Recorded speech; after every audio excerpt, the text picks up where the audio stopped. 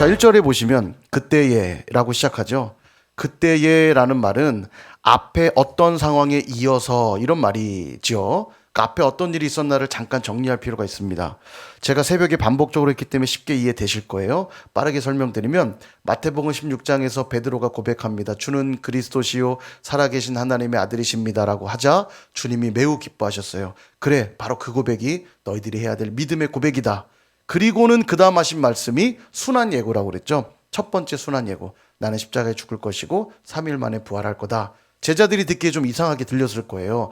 왜냐하면 예루살렘에 가면 이제 왕자를 앉으시고 이제 로마를 물리치며 놀라운 영광의 왕으로 임하실 주님만 생각했는데 곧 죽으실 거라고 얘기를 하시니까 이상하다.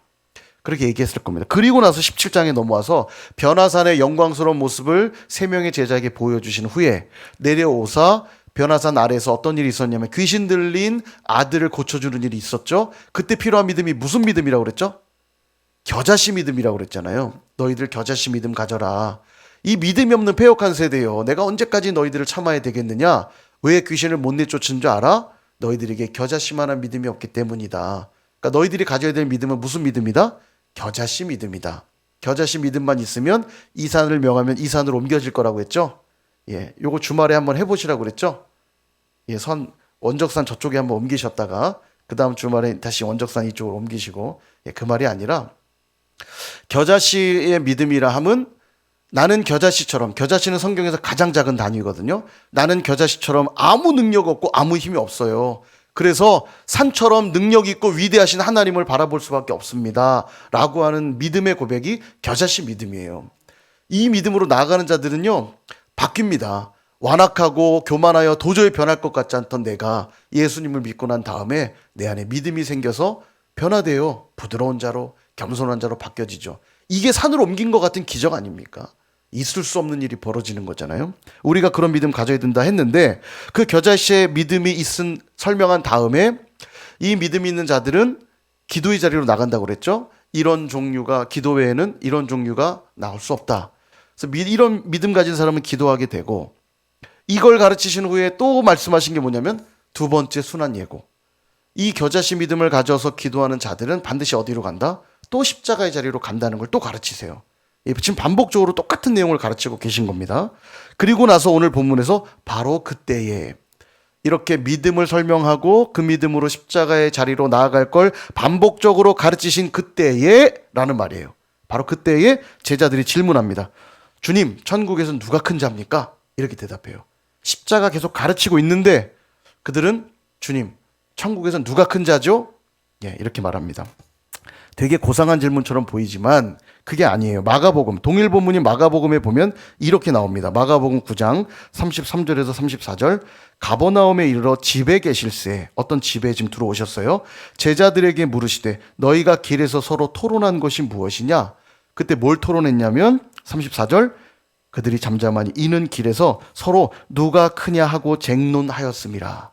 그러니까 마태복음은 조금 고상한 것처럼 기록되어 있는데 실은 내가 더 크다니까, 내가 더 커, 내가 더 훌륭해, 나 수제자거든, 막 이러면서 서로 내가 더 크다고 쟁론하고 있었다는 거예요.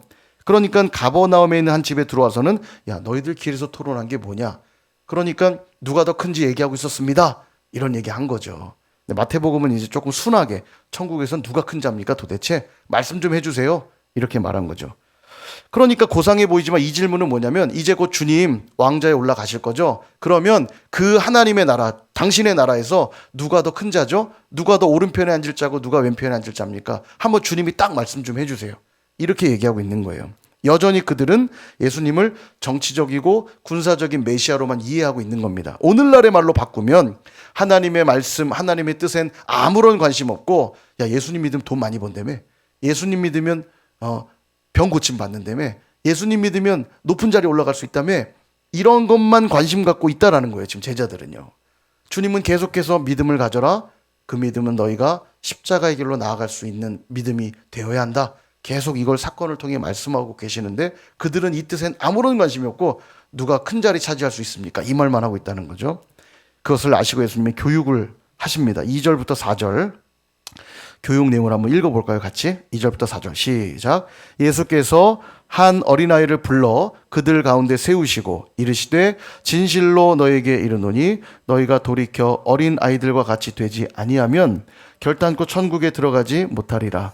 그러므로 누구든지 이 어린아이와 같이 자기를 낮추는 사람이 천국에서 큰 자니라. 아멘. 교육을 딱 하세요. 한 어린아이를 가운데, 아까 가버나움의 한 집이라고 그랬잖아요. 한 집에 그들이 머물고 있는 방에 한 어린아이를 가운데 딱 세워놓고는 항상 주님은 보이는 교육 하시거든요. 비유 많이 드시고 딱 아이를 세워놓고는 이 어린아이 같아야 천국에 들어갈 수 있고 이 어린아이 같아야 천국에서 큰 자다. 이렇게 말씀합니다. 이 어린아이라고 하는 단어가 파이디온이라는 헬라어 단어인데요. 보통이 어린아이를 말하거든요. 그러니까 12살, 13살 정도 돼야 성인식을 했으니까 이 아이는 13살보다 적은 아이, 대략 뭐 5세부터 한 11세 정도 사이에 있는 아이였을 거예요. 오늘날로 하면 유치부 학생 내지는 유년부 학생 정도 됐겠죠. 그러니까 꽤나 어린 아이들이잖아요. 이 어린아이와 같아야 된다는 뜻이 뭔가? 뭐 겸손하라, 아이처럼 겸손하라, 아이처럼 순수하라 이런 의미도 될 수 있지만 제가 보기에는 어린아이가 그렇게 순수하고 겸손한 것 같진 않아요. 당장 저희 집에 있는 우리 수연이만 봐도 별로 순수하지 않고 별로 겸손하지 않아요. 어젠 저더러 아빠 빨리 교회 가. 막 그러는 거예요. 저녁 먹으러 어제 좀 배고파서 일찍 저녁 먹으러 왔더니 아빠 빨리 교회 가래요. 그래서 왜? 그랬더니 빨리 가래요. 저희 가면 뭐 하려고 그러는 거죠. 빨리 가래요. 그래서 아빠 진짜 가? 아빠 없어도 돼? 그러니까 그렇대요. 빨리 가래요. 그럼 아빠 안 들어온다? 그러니까 그러래. 오지 말래요. 뭐가 그렇게 하고 싶었는지 아빠가 없으면 안 되는 앤데 아빠 보고 오지 말래요. 늦게 오지도 말고 아예 아빠 안 온다? 그랬더니 오지 말래요. 아빠 삐졌어. 그랬더니 이제 엄마가 옆에서 막 시켜서 그러면 안 돼. 아빠 빨리 오세요. 이렇게 하라고 하시니까 억지로 빨리 오세요. 예. 아유, 그래서 얼마나 속상한지요.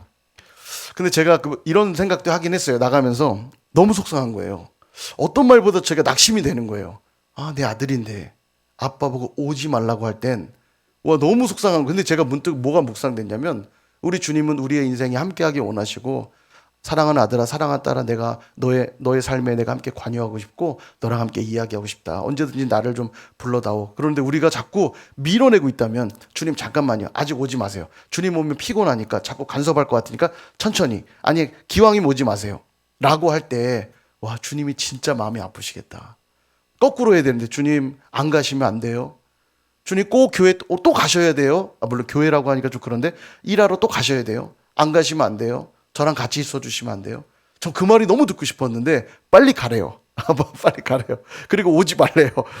근데 너무 속상하더라고요. 그래서 여러분 주님을 늘 초청하셔야 돼요. 주님 인격적인 하나님이시거든요. 우리와 인격적 관계를 맺으시는데 물론 우리 입으로는 그렇게 말하진 않겠죠. 우리 입으로는 하나님 오지 마시옵소서 뭐 이렇게 기도는 안 하시겠지만 삶의 고백을 보면 하나님 없는 게 더 좋다고 하는 것처럼 살 때가 많잖아요. 그걸 주님 보시면 속상해요. 문을 계속 두드리시는데 볼지어다 내가 문 밖에 서서 두드리노니 사랑하는 아들아 사랑하는 내 딸아 나 왔어 문 좀 열어볼래? 그랬더니 애써 외면하고 또 왔네. 열긴 여는데 방에 빨리 들어가 계세요. 빨리 그리고 방에 들어가서 나오지 마세요. 말할 때까지는 방에 딱 가둬두고. 우리가 이러면 정말 주님이 정말 속상하시겠다. 근데 어쨌든 결론은 아이는 별로 순수하지 않은 것 같아요. 어리지만 5살인 아이도 다 생각하고요. 아빠가 없어야 게임도 할 수 있고 자꾸 아빠 잔소리 하니까 아빠가 없어야 내가 마음껏 놀 수 있고 순수하지 않습니다. 제가 볼 땐 별로. 절대 아빠를 우습게 여겨요. 별로 겸손하지 않습니다. 아이들은요. 말도 막 하고. 근데 아이이기 때문에 반드시 나타나는 게 있는데 그게 뭐냐면 겸손하고 순수하진 않을 수 있습니다만 아이이기 때문에 반드시 나타나는 것 의존성이에요. 부모가 없으면 안 되는 것. 뭐 말은 그렇게 해도 아이 혼자 두면 아무것도 못 하잖아요. 어린아이에게 있을 수밖에 없는 특징이 뭐냐면 의존성입니다. 부모란 존재는 절대적이죠. 그러므로 여기서 지금 주님이 그걸 가르치시고자 하는 거예요. 아까 말한 대로 가버나움의 한 집에서 아이를 세워놓고 이야기를 나누고 있죠. 어린아이를 세워놓고 이야기하고 있는데 이때 뭘 생각해야 되냐면 당시의 어린아이는 어른들 사이에 절대 낄 수 있는 존재가 아닙니다. 우리도 어려서 이렇게 보면 요즘은 뭐 그런 문화가 별로 없습니다만 어른들이 이렇게 대화할 때 옆에서 대화를 껴들면 혼나잖아요. 어디 어른들 말씀하시는데 그냥 조그만 게 껴든다고 막 혼나잖아요. 밥 먹을 때도 어떻습니까? 어른들하고 겸상 못 하잖아요. 아이들은 따로 상 차려줘서 따로 먹잖아요. 저는 그래도 나름 장손이라고 어른들하고 먹었던 기억이 많이 있긴 한데 어쨌든 같이 밥도 못 먹을 만큼 어린아이들은 늘 소외되는 존재였는데 당시는 더했습니다. 당시는 어린아이가 사람 숫자 세도 세지도 않잖아요. 남자 성인만 세지 여자와 어린아이는 세지 않았거든요. 어린아이는 그런 취급 받았어요. 좀 불필요한 존재 취급을 받았어요. 아까 말씀드린 대로 그 파이디온이라는 단어에는요. 어린아이, 보통이 어린아이라는 뜻도 있지만 종이랑 노예라는 뜻도 있어요. 그러니까 어린아이에 대한 인식이 어땠는가를 알 수 있죠. 어린아이를 종과 노예 정도 취급한 겁니다. 심부름이나 시키고 그냥 집에 거의 종의 수준에 가까운 그런 대상 취급했던 시대거든요. 그런데 그 아이가 지금 어른들만 모여있는 방의 한가운데 딱 서 있다는 얘기는 지금 뭘 의미하는 것이냐면 아이 스스로 온 것이 아니라는 걸 말하는 겁니다. 아이가 스스로 온 게 아니라 지금 그 아이가 거기 서 있을 수 있는 건 누군가는 불러서 아이를 데려왔기 때문에 들어왔다는 얘기예요. 누가 불렀을까요? 예수님이 부르신 거죠. 교육하려고 한 어린아이를 데려오사 가운데 세우신 거예요. 그러면서 이 어린아이와 같이 아니하면, 다시 말하면 예수님이 불러 데려오지 아니하면 누구라도 천국에 들어갈 수 없다. 그 얘기 하시는 거예요. 예수님이 불러주시지 않으면 천국 백성 될 수 없다는 얘기를 하고 있는 겁니다. 너희들이 조금 선한 일 했다고, 너희들이 조금 능력 있어 보인다고, 너희들이 뭔가 대단한 것을 했다라는 것 때문에 구원받을 수 있는 존재 아니라는 거예요. 이 어린아이처럼 스스로는 들어올 수 없는데 예수님이 불러 데려올 때 이 가운데 설 수 있었던 것처럼 이렇게 예수님께 부름받은 자가 되어야만 천국 백성이 될 수 있다는 겁니다. 그럼 이 사실을 기억할 때 우리는 감격할 수 있죠. 나는 여기에 들어올 자격이 없는 자인데 주님이 나를 불러 이 은혜 자리에 두시다니. 이건 되게 감격할 내용인 거예요. 그런데 이걸 잊어버리니까 내 능력으로 천국 백성 된 양 착각하니까 어떤 일이 벌어집니까? 누가 더 큰지 싸우는 거예요. 네가 더 많이 했냐, 내가 더 많이 했냐, 네가 더 사역 많이 했냐, 내가 더 사역, 네가 신앙생활도 오래 했냐, 내가 신앙생활 오래 했냐, 누가 더 큰 자냐 따지니까 쟁론하며 다투게 되는 겁니다. 힘겨루게 하고 있는 거죠. 천국은 그런 곳이 아닌데 너도 나도 여기 올 자격이 없는데 주님 불러서 왔으니까 같이 손 붙잡고 흔들면서 와 너무 좋아 너무 좋아 해야 되는데 이 감격이 사라져 버리니까 네가 더 큰 자냐 내가 더 큰 자냐 그러고 있는 겁니다. 그래서 이 어린아이의 마음이 되어야 돼요. 나를 불러 세워 한가운데 나를 높여주신 주님을 생각할 때 황송함과 감사함이 넘쳐날 수밖에 없는 거죠. 그게 바로 제자들이 가져야 될 마음이었던 거예요. 근데 그들은 뭐 하고 있었냐면 네가 크냐 내가 크냐 쟁론하고 있었다는 거죠. 그렇다면 그들이 질문한 대로 천국에서 누가 그럼 큰 자입니까? 누가 큰 자인가? 바로 이 어린아이 같은 자가 천국에 들어올 수 있는 자고 이 어린아이 같은 자가 천국에서 큰 자라고 말씀하셨거든요. 다시 말하면 예수님이 불러 이 은혜의 자리에 세워진 그 자가 천국에서 큰 자라는 거예요. 예수님이 불러주신 은혜가 너무너무 황송하고 감사한 그 자가, 그 은혜를 아는 자가 천국에서 큰 자다. 이 말씀하고 있는 겁니다. 여러분 교회가 뭐냐면 헬라어로 에클레시아잖아요. 에클레시아. 에크라는 말은 무엇 밖으로 이런 말이고요. 깔레오라는 말은 부르다란 말이에요. 그래서 에클레시아라고 합성어가 되면서 무엇 밖으로 불러낸 자들, 무엇 밖으로 불러낸 자들이 에클레시아고요. 그게 교회라는 거예요. 우리가 어디서부터 불러낸 자들이죠? 세상으로부터, 죄와 사망으로부터 불러낸 자들이 교회라는 거예요. 이게 교회의 정의입니다. 죄와 사망 가운데 있던 우리를 예수님이 불러내셔서 영원한 생명을 누리게 한 자들이 교회요. 그들이 천국 백성인 거죠. 이 사실을 알면 감사할 수밖에 없고 황송할 수밖에 없고요. 바로 그런 자들이 천국에서 큰 자다. 그렇게 말씀하고 있는 것입니다. 다시 말하면 돈 많은 자, 사회에서 명망 있는 자, 잘생긴 자 이런 자들이 큰 자가 아니고 교회 안에 큰 자 누구냐? 주님이 나를 불러 은혜의 자리에 두셨다는 걸 아는 자들. 그런 자들. 주님이 불러 세우신 자리에 있는 자들, 그들이 큰 자예요. 주님이 불러 기도하라 하신 걸 알기에 오늘도 기도하러 나왔다면 여러분은 천국에서 큰 자들이세요. 주님이 크게 보세요. 주님이 항상 큰 자라는 게 막 사역 많이 하고 이런 게 큰 게 아닙니다. 주님이 뭐 일할 손이 없으셔서 우리가 일 안 하면 일을 못 하니까 자꾸 일 시키시는 게 아니고요. 일을 하든 안 하든 더 중요한 개념은 뭐냐면 주님이 거기에 나를 불러 세우셨는가가 가장 중요하고, 주님이 나를 불러 세우신 자리에 있다면 그 역할이 설령 작고 미미해 보여도 그는 천국에서 큰 자요. 주님이 부르시지도 않았고 세우지도 않은 자리에서 자기 힘으로 뭔가 해보려고 하면 그는 천국에서 가장 작은 자예요. 이게 항상 역설적으로 성경이 말하는 원리입니다. 으뜸이 되려고 하는 자는 종이 될 것이요, 종이 되어 섬기는 자는 으뜸이 될 것이다. 이게 항상 성경의 원리 아닙니까? 요한복음 21장에서도 디베랴 바닷가에 주님이 죽으시고 부활하신 걸 보긴 보았지만 여전히 낙심한 제자들이 그냥 바닷가 가서 고기 낚고 있잖아요. 그때 주님이 다시 만나주시면서 베드로에게도 말씀하시기를, 베드로야 네가 날 사랑하느냐? 예 주님, 저 주님 사랑해요.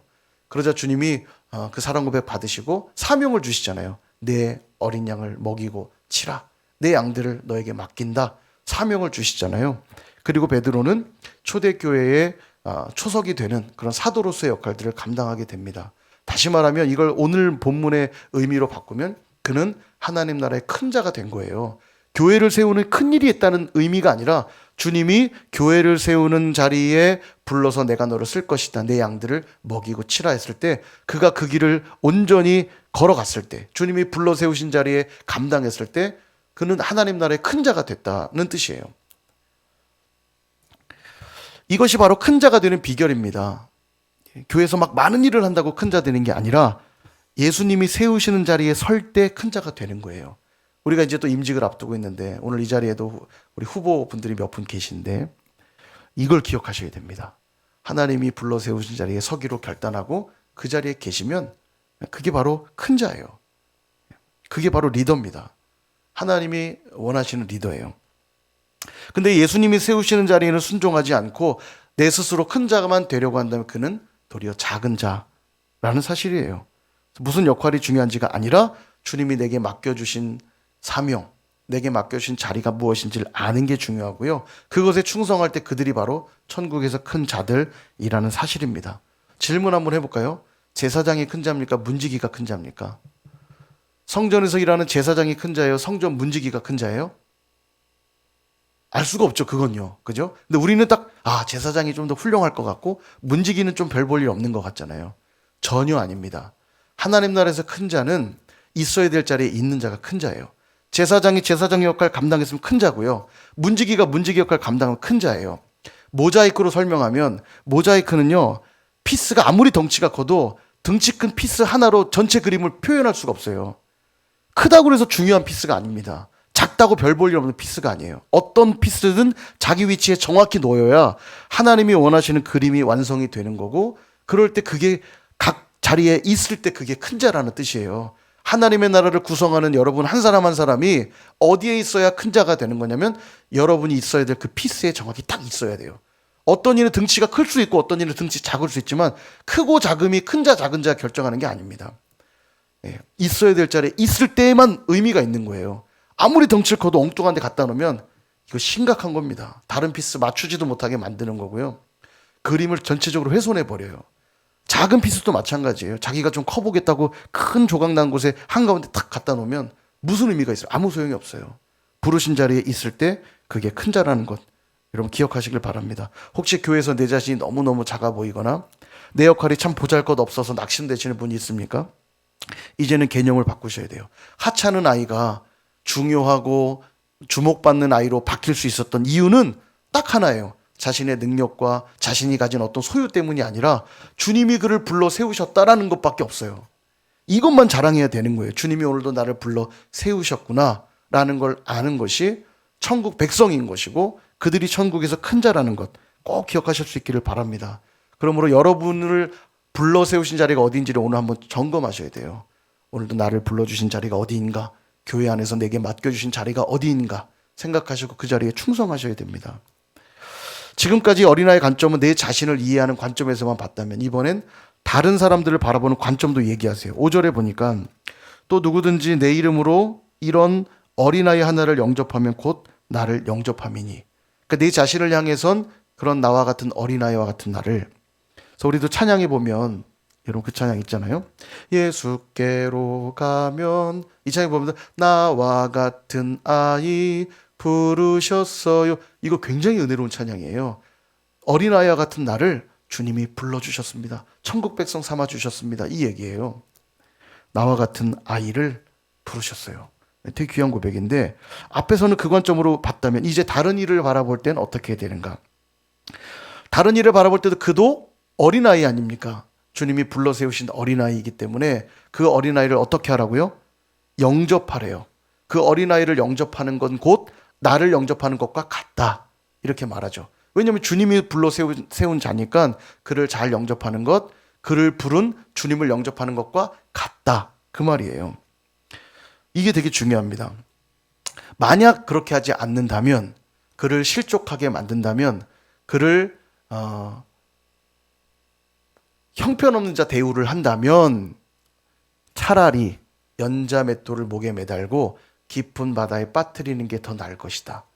이 말이 뭐냐면, 무슨 얘기냐면, 어린아이 하나, 주님이 불러 세우신 그 어린아이를 실족하게 하고 그를 밀어내고 그를 영접하지 않으므로 너희들이 천국 백성이 되지 않는다면, 왜냐하면 주님을 영접하지 않은 거니까, 주님을 밀어낸 것이니까 내가 천국 백성이 아니란 얘기가 되죠.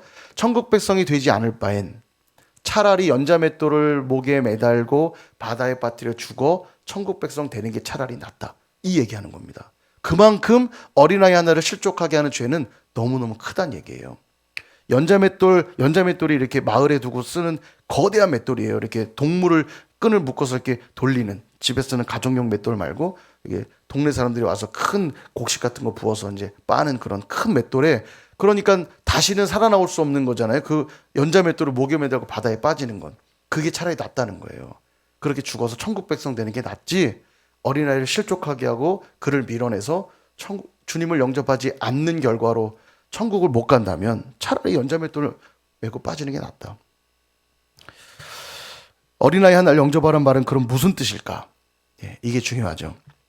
아이들 보면요, 허물없이 금방금방 친해지거든요. 놀이터에 가보면 처음 만난 아이라도 막 오랫동안 친구했던 것처럼 막 친하게 지내요.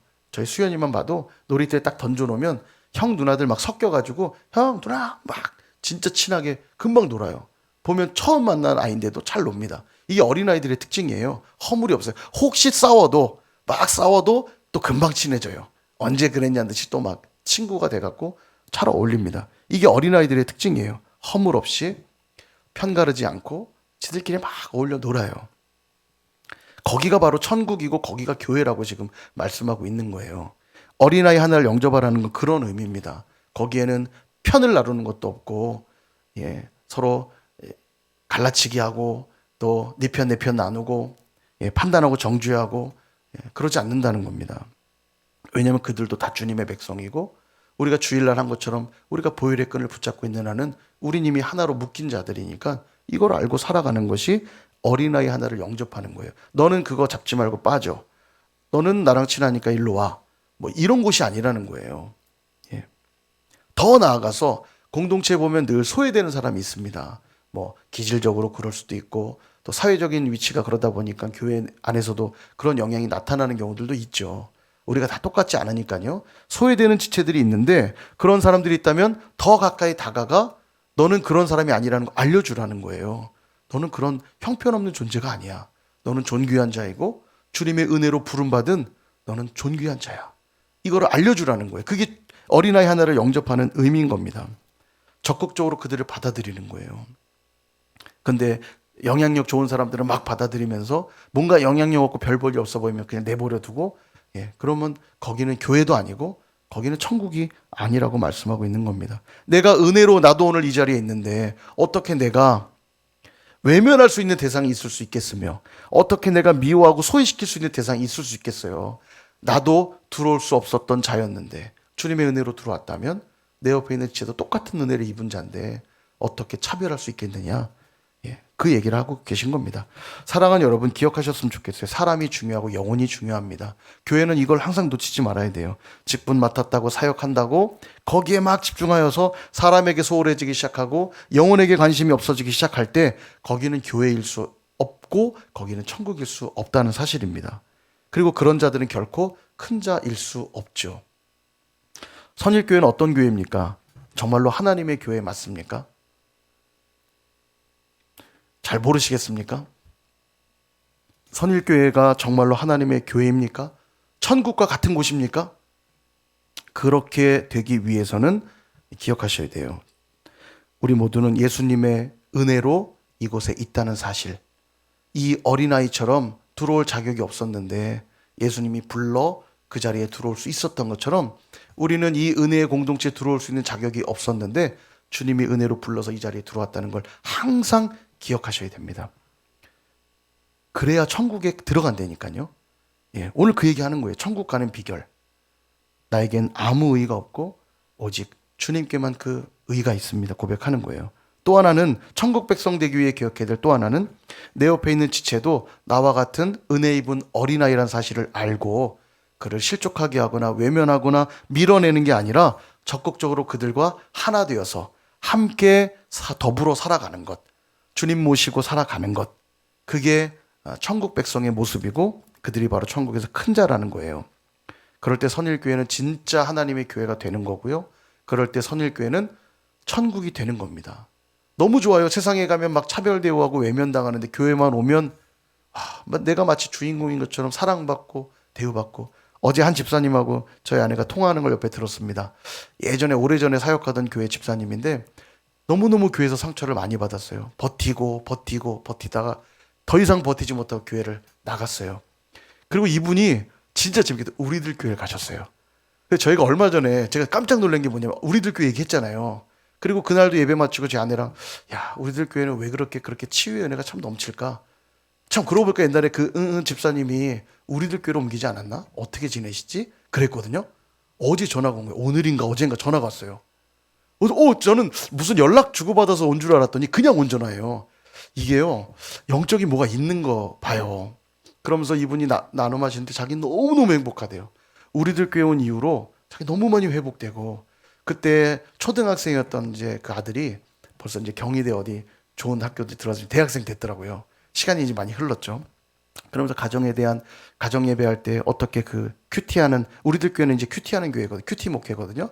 큐티로 어떻게 가정 예배를 드리고 또 그 말씀으로 어떻게 치유되고 1시간 반 정도 아침에 묵상한대요. 그러니까 이 집사님이 너무너무 말씀이 좋으니까 막 매일매일 묵상하고 너무너무 은혜를 많이 받아서 자기는 너무너무 행복하대요. 그 얘기 듣는데 제가 막 어떤 마음이 올라오냐면 아내랑 같이 선일교회도 있어야 될 고백이면 좋겠다.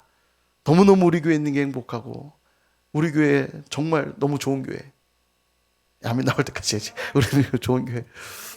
그래서 요즘 고민 많이 하고 있습니다. 저도 이제 큐티에 대해서 제가 생각을 많이 하고 있는데요. 조금씩 우리도 이제 그 말씀의 깊이가 깊어지고 나눔이 풍성해지기 위해서 가긴 갈 건데, 말씀만이 치유되고요. 말씀으로만 회복됩니다. 말씀이 너무너무 중요한데, 거기가 천국이고 거기 있는 자들이 큰 자들이에요. 앞서 파이디온 단어가 어린이란 뜻 외에도 종이랑 노예란 뜻도 있다고 했죠. 이 사실도 우리는 기억해야 될 겁니다. 우리가 어린아이와 같은 자라는 것은 또 한편으로는 주님의 종이요 주님의 노예라는 의미도 될 것이에요. 그 말은 우리는 늘 주님의 말씀에 순종해야 되는 존재라는 겁니다. 어떤 명령에도 이 말씀 따를까 말까 고민하는 존재가 아니라 당연히 마땅히 주신 명령이라면 따라야 되는 존재죠. 그게 파이디온의 의미입니다. 그래서 오늘 2가지 명령 기억하고 순종하시기 바랍니다. 첫 번째, 어린아이가 부모를 온전히 의존하듯이 주님만 의존하며 살기로 결단하십시오. 그게 천국 들어가는 비결이에요. 2번째, 내 옆에 있는 지체들 또한 주님의 어린아이란 사실을 기억하시고 그들을 실족하게 하거나 외면하는 게 아니라 그들과 더불어, 그들을 영접하라는 의미는 그들과 더불어 함께 신앙생활 하라는 겁니다. 이 일을 힘쓰라는 거예요. 그럴 때 거기가 교회고 거기가 천국이라는 것입니다. 날마다 그렇게 나가는 저와 여러분 되기를 소망하고요. 오늘 이 밤에도 그렇게 기도하며 주님께 나아갈 수 있기를 주님의 이름으로 축원드립니다.